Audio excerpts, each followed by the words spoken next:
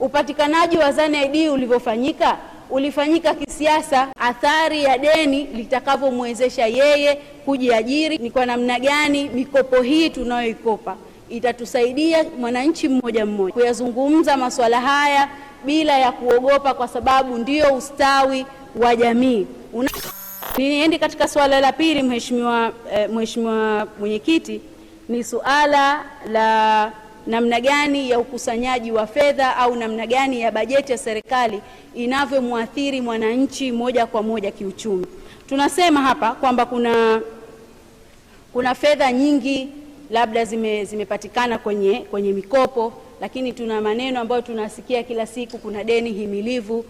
Deni himilivu inawezekana likachukuliwa kama ni suala tu labda la kupita, lakini hili si deni himilivu. Ni deni ambalo litatukosti sisi, watoto wetu, wajukuu, vitukuu, na hakuna hata siku moja tukaingia katika bajeti ya serikali ya mwaka mpya tukasema bajeti ile iliyopita imeweza kuangalia angalau 50% ya lile deni ambalo limepita. Lakini mpaka leo tunaendelea kusema deni himilivu. Lakini hapo deni hili himilivu linalozungumzwa ni kwamba bado huduma za kijamii ziko chini. Ukiangalia pia kuna nafasi ya kijana ambaye anataka kujiajiri, bado haoni athari ya deni litakavyomwezesha yeye kujiajiri, kuajiriwa, lakini kupata ile ajira ya staha tunayozungumza. Mheshimiwa Mwenyekiti,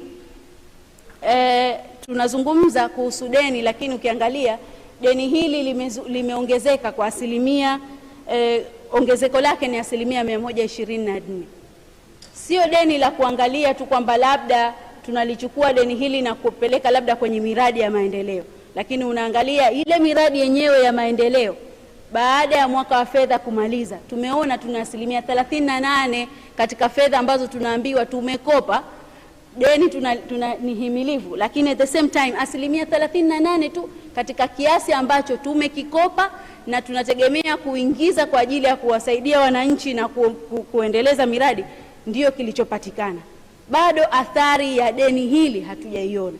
Bado wananchi wanauliza ni kwa namna gani mikopo hii tunayoikopa itatusaidia mwananchi mmoja mmoja, lakini namna gani itaweza kuendeleza miradi ambayo kila mwaka miradi inajirudia na miradi hiyo kila mwaka inaongezewa fedha, kitu ambacho inatupa wasiwasi sana kwamba huenda hii miradi au hii mikopo inavyokuja inaingia pembe ambayo sisi hatuijui kama wawakilishi wa wananchi. Serikali ije ituambie ni kwa namna gani watahakikisha zile trilioni 8 wanazozungumza kwamba zitaweza kuonekana kama trilioni 8, kwa sababu kuna trend ya kuongezeka kwa bei, ya kuongezeka kwa mkopo, kwamba kule kulikuwa kuna fedha ya serikali kila tunapokwenda zinaongezeka, lakini ukiangalia kwa uhalisia fedha ambayo inakopwa au fedha ambayo inakadiriwa sio fedha ambayo inapatikana kwa uhalisia wake katika matumizi ya bajeti ya serikali ya mwaka husika. Mheshimiwa Mwenyekiti, mimi nitajikita kwenye sehemu ya 3 ambayo ni sehemu ya ustawi wa jamii. Tumeona kuna matatizo mengi ambayo yamejitokeza, na recently wiki iliyopita kulikuwa kuna mjadala mrefu sana hapa, na mjadala huo ulikuwa unahusiana na upatikanaji wa huduma za afya, na especially kwa watu ambao hawana uwezo wa kupata huduma za afya kwa kutumia fedha.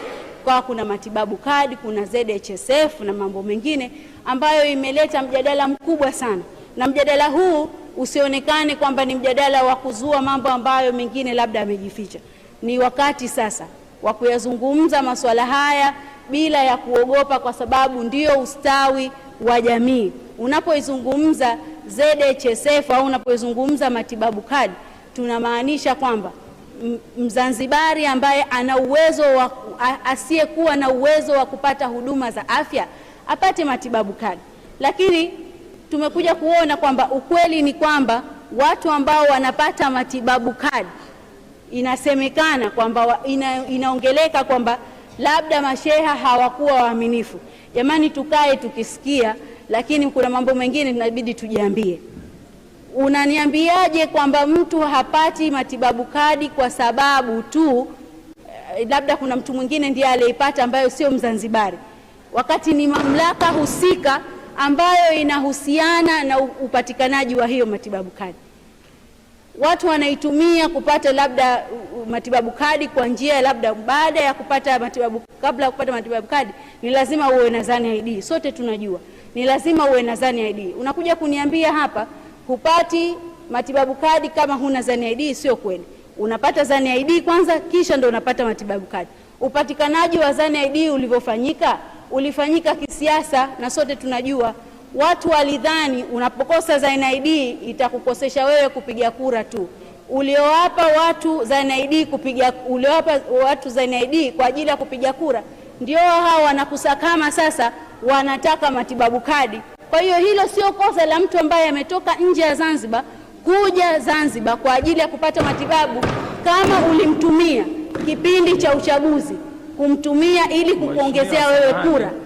Samani, kuna bado dakika moja na sekunde 26 ili uweze Mheshimiwa Mwenyekiti, naiona hiyo. Naiona.